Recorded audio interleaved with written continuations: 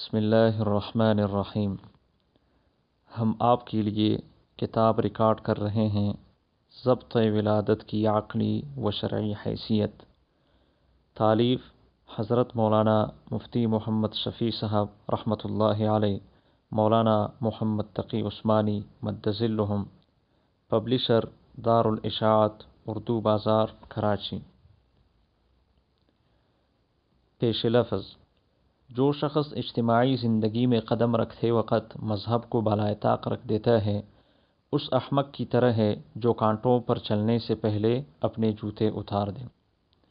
فہرست: عنوان: حرف آغاز، صفحہ نمبر 7، موضوع سخن، صفحہ نمبر 10۔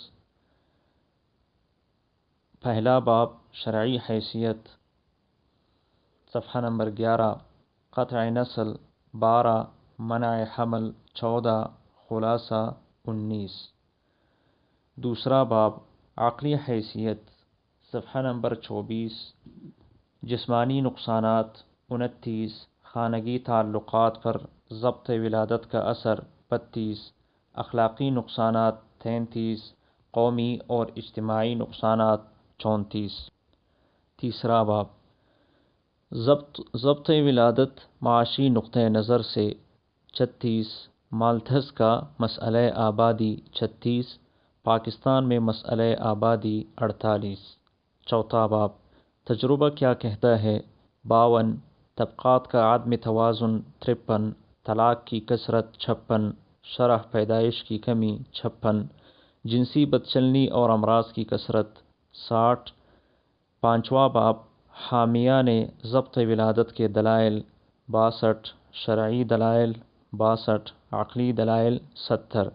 چھٹا باب نعم البدل 75، طرز معاشرت کی اصطلاح 74، اسلام کے اصول معاشرت 79، پیداوار میں اضافہ 80، حاصل شدہ وسائل کی حفاظت 81، وسائل معاش کی صحیح تقسیم 83، رقبہ اور آبادی میں توازن 83۔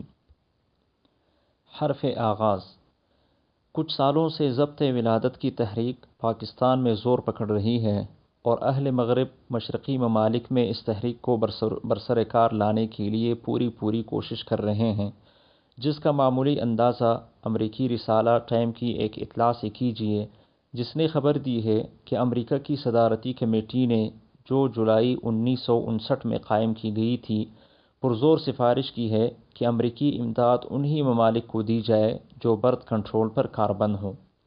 کل سے چلا آتا ہے ہمارے پاکستانی باشندوں کو بھی یہ کام کافی دلکش معلوم ہونے لگا ہے، اور وہ اس دلکشی میں کھو کر ان نقصانات کو نظر انداز کرتے جاتے ہیں جو اس فعل کی بدولت رونما ہو سکتے ہیں، بلکہ ہوئے ہیں۔ پھر غالباً انہیں اس تحریک کے اس خطرناک مقصد کا بھی علم نہیں ہے جس کے زیر اثر مغربی قومیں مشرقی ممالک میں برتھ کنٹرول کا رواج دینے کے لیے ایڑی چوٹی کا زور لگا رہی ہیں۔ مگر خدا کا شکر ہے کہ اب بھی کچھ ایسے لوگ موجود ہیں جو اس فعل کے صحت و سقم کا فیصلہ جذبات سے نہیں، دلائل سے کرنا چاہتے ہیں۔ وہ جاننا چاہتے ہیں کہ یہ کام شرعی حیثیت سے کیا درجہ رکھتا ہے اور عقلاً اس پر عمل کرنا چاہیے یا نہیں۔ اس سلسلے میں میرے والد ماجد حضرت مولانا مفتی محمد شفیع صاحب مد ظلہ کے پاس عرصہ دراز سے سوالات کی بھرمار ہو رہی ہے، جن سے معلوم ہوتا ہے کہ لوگ اس مسئلے کی شرعی اور عقلی حیثیت جاننے کے لیے بے تاب ہیں۔ والد ماجد مد ظلہم کا بہت عرصے سے ارادہ تھا کہ اس موضوع پر کوئی جامع کتاب تحریر فرمائیں، لیکن ہجوم مشاغل کے سبب بنفس نفیس جلد یہ کام نہ کر سکے تو احقر کو حکم دیا۔ میں نے اپنی بساط کے موافق تعمیل کی، مگر شرعی حیثیت کا باب خود لکھنے کے باوجود اس پر کامل اطمینان نہ ہوا۔ اس لیے والد ماجد مد ظلہم سے درخواست کی، آپ نے ہجوم کار کے باوجود یہ پورا باب خود ہی تحریر فرما دیا، جس سے بحمد اللہ اس کتاب کی افادیت بہت بڑھ گئی ہے۔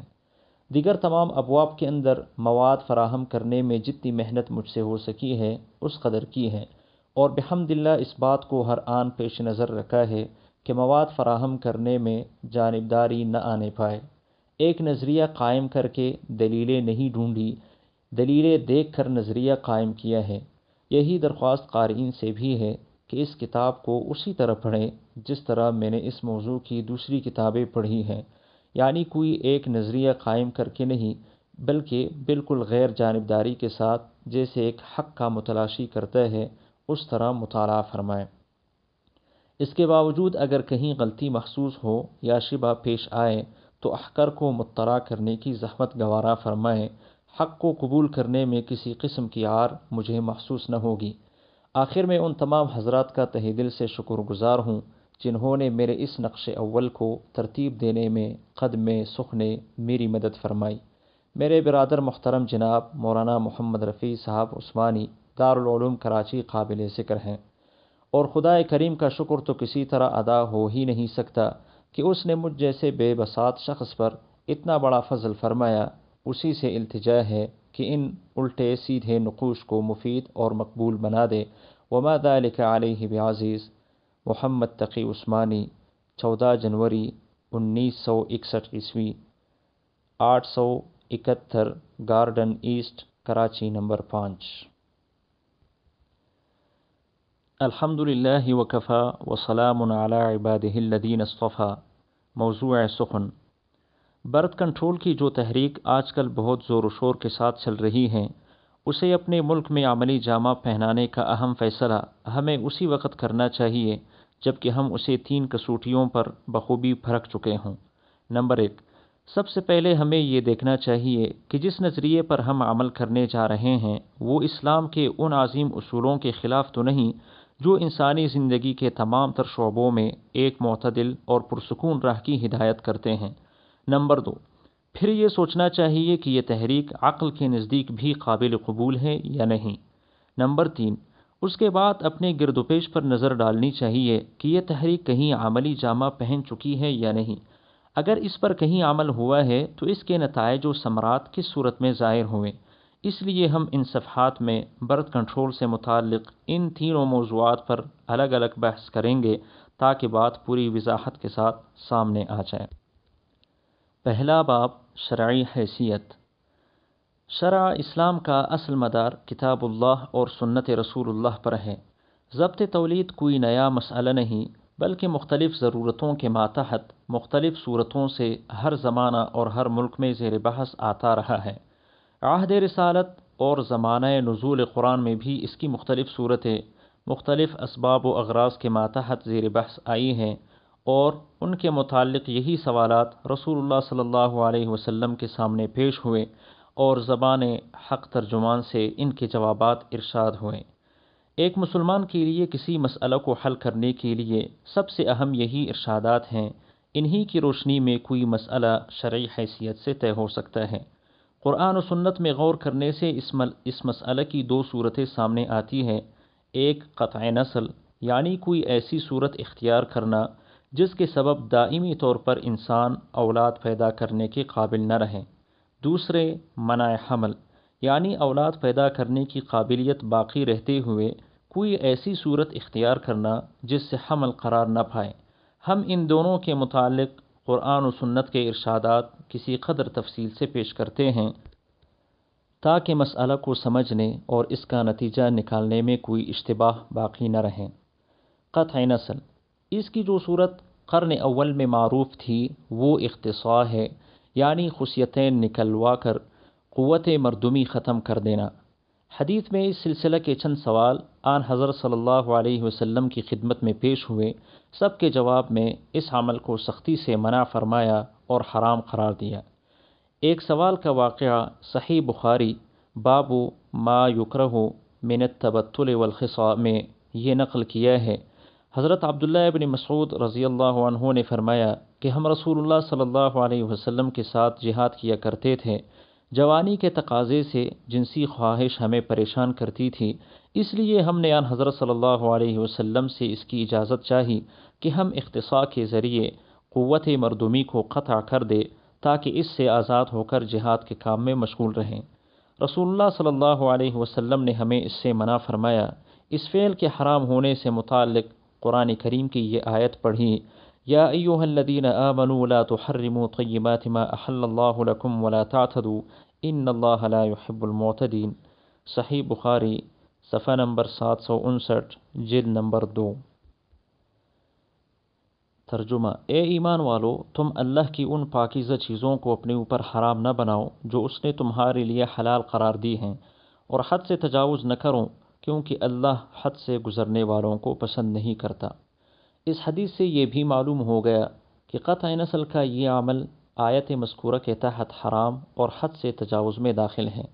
نمبر 2، دوسرا سوال حضرت ابو ہریرہ رضی اللہ عنہ نے اپنے فقر و افلاس کی وجہ سے کیا کہ شادی کرنے اور اس کے حقوق ادا کرنے کے لیے ان کے پاس کچھ نہ تھا، اس لیے آن حضرت صلی اللہ علیہ وسلم سے اختصاص کی اجازت طلب کی تاکہ جنسی خواہش کی پریشانی رفع ہو جائے اور گناہ میں مبتلا ہو جانے کا خطرہ مٹ جائے۔ آپ نے ان کو بھی سختی سے منع فرمایا۔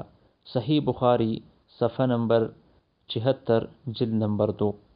ان دونوں حدیثوں سے ثابت ہوا کہ قطع نسل اور قوت مردمی کو ختم کرنا تحریم، حلال اور حدود اللہ سے تجاوز ہونے کے سبب حرام ہے۔ ان دونوں حضرات کا عذر قوی اور صحیح تھا، مگر اس کے باوجود آن حضرت صلی اللہ علیہ وسلم نے ان کو اختصاص کی اجازت نہ دی۔ نمبر 3، اسی طرح کا ایک تیسرا سوال حضرت عثمان ابن مظعون رضی اللہ عنہ نے اس بنا پر کیا کہ ان کی تمنا یہ تھی کہ کسی طرح جنسی خواہش کو ختم کر کے ہر وقت عبادت اور ذکر اللہ میں لگے رہیں۔ انہیں بھی رسول اللہ صلی اللہ علیہ وسلم نے منع فرمایا اور بکثرت روزے رکھنے کی ہدایت فرمائی۔ حافظ عبد البر رحمہ اللہ نے الاستیعاب میں یہ روایت نقل کی ہے، اور اسی طرح کا سوال و جواب حضرت علی رضی اللہ عنہ اور ابو ذر غفاری رضی اللہ عنہ کا نقل کیا ہے۔ اس سے معلوم ہوا کہ کوئی ایسی صورت اختیار کرنا جس سے جنسی خواہش ہمیشہ کے لیے ختم ہو جائے اور تولید کی قابلیت باقی نہ رہے، مطلقاً حرام و ناجائز ہے، خواہ اس میں کتنے ہی فوائد نظر آئیں۔ علامہ بدر الدین عینی رحمہ اللہ نے بخاری کی شرح میں فرمایا، وَهُوَ مُحَرَّمٌ بِالْاتِّفَاق، یعنی قطع نسل کا یہ عمل باتفاق حرام ہے۔ منع حمل، اس کی جو صورت اس زمانہ میں معروف تھی اسے عزل کہا جاتا ہے، یعنی ایسی صورت اختیار کرنا جس سے مادہ تولید رحم میں نہ پہنچے، خواہ مرد کوئی صورت اختیار کرے یا عورت فم رحم کو بند کرنے کی کوئی تدبیر کرے۔ یہ دونوں شکلیں قدیم زمانے سے معروف ہیں۔ بعض صحابہ اکرام سے خاص ضرورتوں کے ماتحت ایسا کرنا منقول ہے، اور رسول اللہ صلی اللہ علیہ وسلم نے جو ارشادات اس کے متعلق مختلف سوالوں کے جواب میں فرمائے ہیں وہ ایسے ہیں کہ نہ ان سے صاف طور پر ممانعات معلوم ہوتی ہے اور نہ صریح طور سے جائز ہونا مستفاد ہوتا ہے۔ البتہ اتنا ضرور واضح ہو جاتا ہے کہ آپ نے اس عمل کو پسند نہیں فرمایا، اسی لیے اس ائمہ سلف میں اختلاف رہا۔ بعض نے مطلقاً ناجائز قرار دیا اور بعض عمل فی نفسہ ہی ناپسندیدہ ہے، مگر خاص ضرورتوں کے ماتحت اجازت بھی دی جا سکتی ہے، اور اگر کسی غرض فاسد کی وجہ سے کیا جائے تو ناجائز ہے۔ روایت حدیث اس بارے میں یہ ہیں۔ نمبر 1، حضرت ابو سعید خدری رضی اللہ عنہ فرماتے ہیں، اپنی کنیزوں سے عزل کرنا چاہا تاکہ گھر کے دوسرے کاموں میں حرج پیش مناسب نہ معلوم ہوا کہ حضرت صلی اللہ علیہ وسلم سے دریافت کیے بغیر ہم ایسا کریں۔ آپ صلی اللہ علیہ وسلم سے سوال کیا تو آپ صلی اللہ علیہ وسلم نے ارشاد فرمایا، ما علیکم الا تفعلوا ما من نسمۃ کائنۃ الی یوم القیامہ الا وہی کائنہ، بخاری و مسلم۔ اگر تم ایسا نہ کرو تو اس میں تمہارا کوئی نقصان نہیں، کیونکہ جو جان پیدا ہونے والی ہے تو وہ ضرور ہو کر رہے گی۔ سعید خدری رضی اللہ عنہ کی ایک دوسری روایت میں یہ ہے کہ آن حضرت صلی اللہ علیہ وسلم سے عزل کے متعلق دریافت کیا گیا تو آپ صلی اللہ علیہ وسلم نے فرمایا، ما من کل الماء یکون الولد واذا اراد اللہ خلق شیء لم یمنعہ شیء، مشکات بحوالہ مسلم۔ ہر نطفہ سے تو بچہ پیدا ہوتا نہیں، اور جب اللہ تعالیٰ کسی کو پیدا کرنا چاہتے ہیں تو کوئی طاقت اسے روک نہیں سکتی۔ مطلب یہ ہے کہ جس مادہ سے کسی بچہ کا پیدا ہونا اللہ تعالیٰ نے مقدر کر دیا ہے وہ ضرور اپنے مستقر پر پہنچ کر حمل بنے گا، تم کتنی ہی تدبیریں اس کے خلاف کرو کامیاب نہ ہوگے۔ نمبر 3، حضرت جابر رضی اللہ عنہ فرماتے ہیں کہ ایک شخص رسول اللہ صلی اللہ علیہ وسلم کی کہ میری ایک کنیز ہے، وہی گھر کے سب کام انجام دیتی ہے، میں اپنی جنسی ضرورت بھی اسی سے پوری کرتا ہوں، مگر یہ چاہتا ہوں کہ اس کو حمل نہ رہے تاکہ گھر کے کاموں میں خلل نہ پڑے۔ تو آپ صلی اللہ علیہ وسلم نے فرمایا، اعزل عنها ان شئت فإنه سيأتيها ما قدر لها، مسلم شریف۔ تمہارا دل یہی چاہتا ہے تو عزل کر لو، مگر یہ یاد رکھو کہ جو بچہ اس کے بطن سے پیدا ہونا تقدیر الہی میں لکھا گیا ہے وہ ضرور پیدا ہوگا۔ کچھ عرصہ بعد یہ شخص پھر حاضر ہوا اور ذکر کیا کہ وہ کنیز عزل کرنے کے باوجود حاملہ ہو گئی۔ آپ صلی اللہ علیہ وسلم نے فرمایا کہ میں تو پہلے ہی کہہ چکا ہوں کہ جو بچہ پیدا ہونا مقدر ہے وہ نمبر 4، حضرت سعد ابن ابی وقاص رضی اللہ عنہ فرماتے ہیں کہ ایک شخص رسول اللہ صلی اللہ علیہ وسلم کی خدمت میں حاضر ہوا اور عرض کیا کہ میں اپنی بیوی سے عزل کرتا ہوں۔ آپ صلی اللہ علیہ وسلم نے پوچھا، ایسا کیوں کرتے ہو؟ تو اس نے عرض کیا کہ میرا ایک بچہ ہے جس کو وہ دودھ پلاتی ہے، مجھے خطرہ ہے کہ حاملہ ہو گئی تو اس کا دودھ بچے کو مضر ہوگا۔ آپ صلی اللہ علیہ وسلم نے فرمایا کہ فارس اور روم کے لوگ ایسا کرتے ہیں، ان کے بچوں کو کوئی نقصان نہیں ہوتا، مسلم۔ ان چاروں روایت حدیث کا حاصل یہ ہے کہ آپ نے اس عمل کو پسند نہیں فرمایا مگر صاف ممانعت بھی نہیں فرمائی۔ نمبر 5، اور حضرت جابر رضی اللہ عنہ کی ایک دوسری روایت میں ہے کہ ہم اس زمانے میں عزل کرتے تھے جب کہ قرآن کا نزول جاری تھا، گویا اگر یہ عمل ناجائز ہوتا تو قرآن کی کوئی آیت اس کی ممانعت پر نازل ہو جاتی، جب ایسا نہیں ہوا تو معلوم ہوا کہ یہ عمل جائز ہے۔ یہ حدیث بخاری اور مسلم دونوں نے نقل کی ہے۔ مسلم کی ایک روایت میں اتنا اور ہے کہ رسول اللہ صلی اللہ علیہ وسلم کو ہمارے اس عمل کی اطلاع ہوئی تو آپ صلی اللہ علیہ وسلم نے منع نہیں فرمایا۔ نمبر 6، لیکن جذامہ بنت وہب رضی اللہ عنہ کی حدیث جو صحیح مسلم میں منقول ہے، اس میں ہے کہ کچھ لوگوں نے رسول اللہ صلی اللہ علیہ وسلم سے عزل کے بارے میں سوال کیا تو آپ صلی اللہ علیہ وسلم نے فرمایا، ذالک الموعودۃ سئلت، مشکات صفحہ نمبر 276۔ یہ تو خفیہ طور پر اولاد کو زندہ درگور کر دینے کے حکم میں ہیں، اور آیت قرآن اذا الموعودۃ سئلت اس کو شامل ہے۔ اس آخری حدیث میں صراحت کے ساتھ اس عمل کی ممانعت اور حرمت بیان فرمائی گئی ہے اور اس کو قتل اولاد کے حکم میں شامل کیا گیا ہے۔ اسی حدیث کے بعض الفاظ میں یہ بھی ہے کہ آپ صلی اللہ علیہ وسلم نے فرمایا، ما کنت ارى مسلما بفعلہ، میں کبھی یہ گمان نہ کرتا تھا کہ کوئی مسلمان ایسا کرے گا، فتح القدیر۔ نمبر 7، مگر اس کے مقابل ایک روایت حضرت جابر رضی اللہ عنہ سے یہ بھی ہے کہ انہوں نے رسول اللہ صلی اللہ علیہ وسلم سے عرض کیا کہ ہم اپنی کنیزوں سے عزل کرتے تھے، مگر بعض یہودیوں نے کہا کہ یہ موعودۃ صغریٰ ہے، یعنی لڑکیوں کو زندہ درگور کرنے کی چھوٹی صورت ہے۔ آن حضرت صلی اللہ علیہ وسلم نے اس کے جواب میں فرمایا کہ یہود غلط کہتے ہیں، اللہ تعالیٰ کوئی جان پیدا کرنا چاہتے ہیں تو کوئی اس کو روک نہیں سکتا، ترمذی۔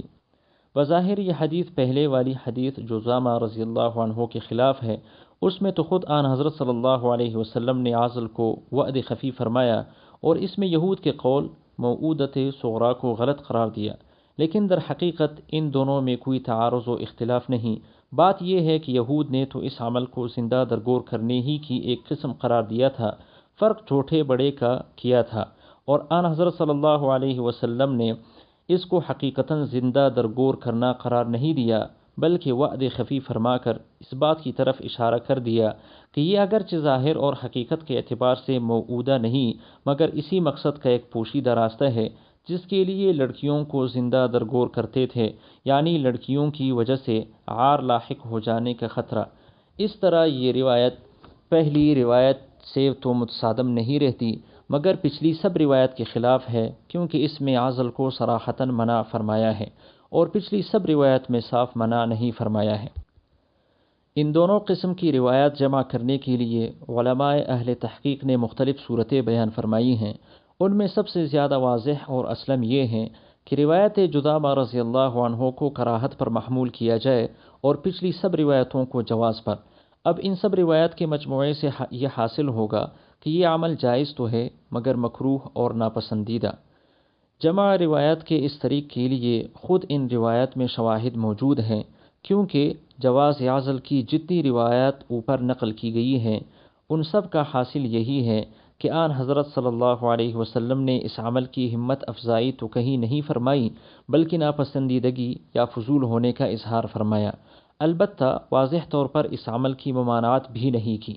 تو اس کا حاصل بھی یہی نکلا کہ یہ عمل جائز مگر مکروہ اور ناپسندیدہ ہے، اور جذامہ رضی اللہ عنہ کی آخری حدیث کا حاصل بھی تحقیق کے بعد یہی معلوم ہوتا ہے کہ یہ عمل مکروہ ہے، کیونکہ وعد خفی کو حقیقی وعد کا درجہ تو نہیں دیا جا سکتا، حقیقی وعد حرام ہے تو اس وعد خفی کو مکروہ ہی کہا جا سکتا ہے۔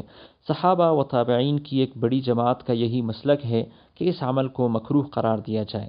علامہ عینی نے بخاری کی شرح میں فرمایا ہے، اس عمل کی کراہت ابو بکر، عمر، عثمان، علی ابن عمر اور ابو امامہ رضوان سے مروی ہے۔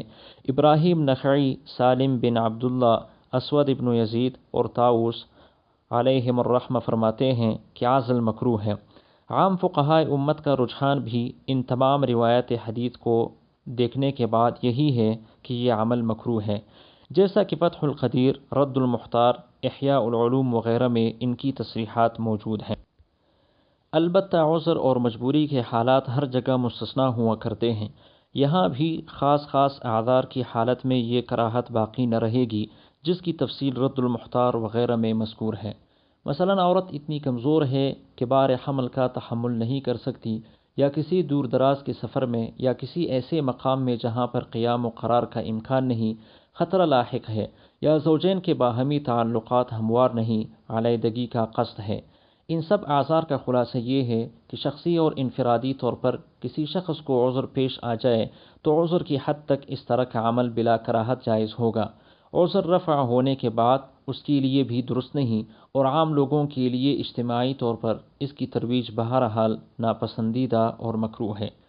ایک اور بات یہ بھی یاد رکھیے کہ کوئی شخص انفرادی طور پر کسی ایسی غرض کے ماتحت عزل کرے جو اسلامی اصولوں کے خلاف ہے تو اس کا یہ عمل بالکل ناجائز کہلائے گا۔ مثال کے طور پر اگر یہ خیال ہو کہ لڑکی ہو گئی تو بدنامی ہوگی تو اس کے اس عمل کو جائز نہیں کہا جا سکتا، اس لیے کہ اس کی بنا وہ نظریہ ہے جس پر قرآن کریم نے جا بجا نکیر فرمائی ہے۔ علی ھذا کوئی شخص مفلسی کے وہم سے یہ کام کرے تو بھی جائز نہ ہوگا، کیونکہ اس کا مقصد اسلام کی بنیادی اصولوں کے بالکل خلاف ہے۔ خلاصہ مذکور صدر بحث سے حاصل شدہ نتیجہ یہ ہے کہ ضبط ولادت کا اگر کوئی ایسا طریقہ اختیار کیا جائے جس سے اولاد پیدا کرنے کی صلاحیت ہی ختم ہو جائے، خواہ مرد کی طرف سے یا عورت کی طرف سے، کسی دوا یا انجیکشن کے ذریعے یا آپریشن اور خارجی تدابیر سے کوئی ایسا طریقہ اختیار کرنا رسول کریم صلی اللہ علیہ وسلم کے مذکورہ ارشادات کے ماتحت ناجائز اور حرام ہے۔ ہاں، منع حمل کی صورتیں خواہ وہ عزل وغیرہ کی صورت میں ہوں یا کسی دوا اور انجیکشن یا خارجی تدابیر کے ذریعہ شخصی حالات کو دیکھ کر خاص ضرورتوں کے ماتحت وقتی طور پر بقدر ضرورت ان کا استعمال کر لینے کی گنجائش ہے، اور وہ بھی اس وقت جب کہ اس عمل کا مقصد کوئی ناجائز نہ ہو، لیکن اس کو قومی اور اجتماعی شکل دینا شریعت و سنت کا مقابلہ ہے کہ اس کو قوم و ملت کے لیے نہ صرف جائز بلکہ ذریعہ فلاح و ترقی قرار دینا، جس کو اللہ تعالیٰ اور اس کے رسول صلی اللہ علیہ وسلم نے قوم و ملک کے لیے مضر یا کم از کم ناپسندیدہ بتلایا ہو، ہرگز جائز نہیں، خصوصاً جب کہ اس کی بنیاد فقر و افلاس کے خوف یا اقتصادی بدحالی کے خطرہ پر رکھی جائے، جس کو رب العالمین نے خالص نظام ربوبیت کے تحت اپنی ذمہ داری قرار دی ہے، اور کسی کی مداخلت کو اس میں جائز نہیں رکھا۔ عرب کے جاہل جو فقر و افلاس کے خوف سے اپنی اولاد کو قتل کر دیتے تھے، ان کے اس خیال کی تردید کرتے ہوئے قرآن کریم نے جو ارشاد فرمایا ہے اس کا حاصل یہی ہے کہ تمہارا یہ فعل نظام ربوبیت میں مداخلت کا مترادف ہے۔ تمام مخلوق کے رزق کی ذمہ داری رب العالمین نے نہایت واضح طور پر اپنی ذمہ لی ہے۔ وما من دابة في الأرض إلا على الله رزقها ويعلم مستقرها ومستودعها، سورۃ ہود، پارہ نمبر 11۔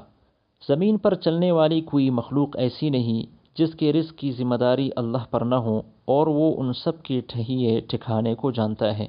اس آیت میں اور اس کی امثال بہت سی آیات میں اللہ تعالیٰ نے واضح فرما دیا کہ وہ جتنی جانیں اس عالم میں پیدا فرماتے ہیں ان کے رزق یعنی ضروریات زندگی کی کفالت وہ خود فرماتے ہیں، اور اس شان سے فرماتے ہیں کہ مقرر کردہ راشن ڈپو پر جانے اور وہاں سے رزق حاصل کرنے کی محنت بھی ہر مخلوق کے ذمہ نہیں ڈالی، بلکہ یہ بھی ان کے ذمہ نہیں کیا گیا کہ جب وہ کسی دوسری جگہ منتقل ہو تو درخواست دے کر اپنا راشن وہاں منتقل کرائے، بلکہ فرمایا یعلم مستقرها و مستودعها، یعنی رب العالمین ہر جاندار کی مستقل قیام گاہ اور عارضی قیام گاہ کو جانتا ہے، وہی اس کو رزق دیتا ہے۔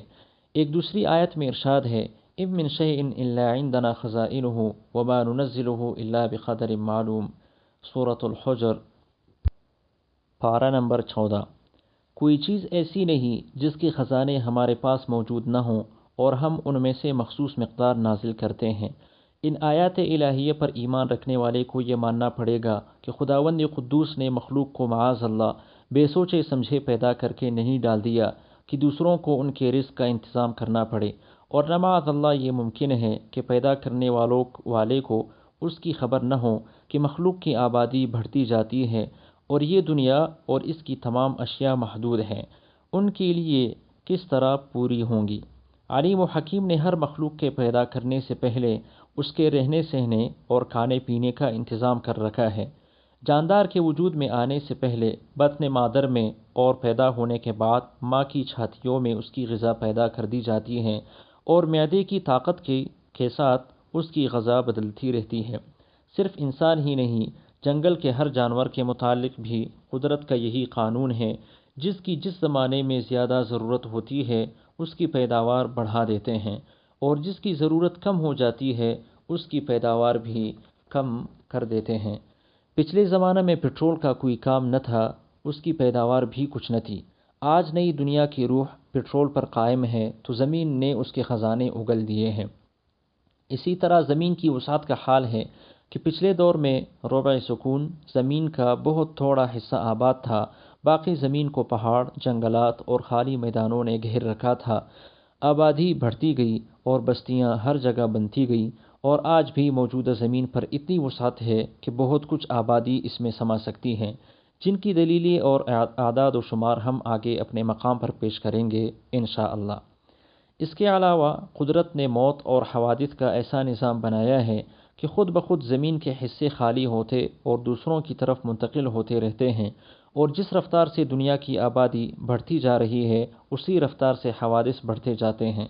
پچھلی صدیوں میں ساری جنگوں میں ہلاک ہونے والے انسانوں کی تعداد کا موازنہ اگر صرف 1914 کی جنگ عظیم سے کر لیا جائے تو معلوم ہوگا شاید اس جنگ نے پچھلی ساری جنگوں کا ٹوٹل ایک دفعہ میں پورا کر دیا۔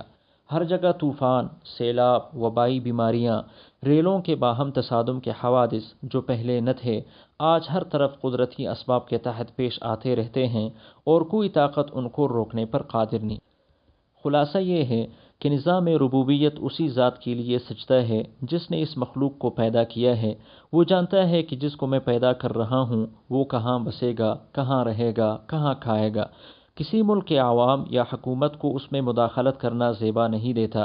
انسان کی انتظامی مشینری کا کام صرف اتنا ہے کہ اختیاری اسباب کی حد زمین کی پیداوار کو بڑھانے کی کوشش کرے، پیدا شدہ غلات و سامان کو ضائع ہونے سے بچانے کی فکر کرے، حاصل شدہ سامان کی تقسیم عدل و انصاف کے ساتھ کرے، آباد زمینوں کی تقسیم میں عدل و انصاف قائم کرے، اور غیر آباد زمینوں کو آباد کرنے میں خودداد، عقل و فہم اور وسائل سے کام لے کر آباد کرنے کی کوشش کرے۔ اگر انسان کی انتظامی مشینریاں ان فرائض کو صحیح طور پر انجام دینے لگی تو یقین کے ساتھ کہا جا سکتا ہے کہ دنیا کو کسی دور میں بھی معاشی بدحالی کا سامنا کرنا نہ پڑے، مگر ہو یہ رہا ہے کہ انسانوں نے اپنے کرنے کا کام تو چھوڑ رکھا ہے یا بے پرواہی سے خراب کر رکھا ہے، اور رب العالمین کے نظام ربوبیت میں مداخلت کرنے کی فکر میں پڑ گئے۔ یہ صورتحال عقلاً بھی غلط ہے، اور تجربہ و مشاہدہ نے بھی ان کا غیر مفید ہونا واضح کر دیا ہے کہ موجودہ دنیا کی ساری کوششیں انسان کو امن و سکون اور عافیت و اطمینان دلانے میں قطعاً ناکام نظر آتی ہیں، جس کا اندازہ موجودہ زمانے اور پچھلے زمانہ کے موازنے سے ہر شخص بآسانی کر سکتا ہے۔ خلاصہ کلام یہ ہے کہ ضبط تولید کو قومی حیثیت سے رواج دینا اور اس کو دنیا دینا نظام ربوبیت میں بیجا مداخلت اور تعلیمات سنت کا مقابلہ ہے جو کسی مسلمان کو زیب نہیں دیتا، پھر اس سے صلاح و فلاح کی امید بھی موہوم امید ہے۔ واللہ سبحانہ و تعالی اعلم۔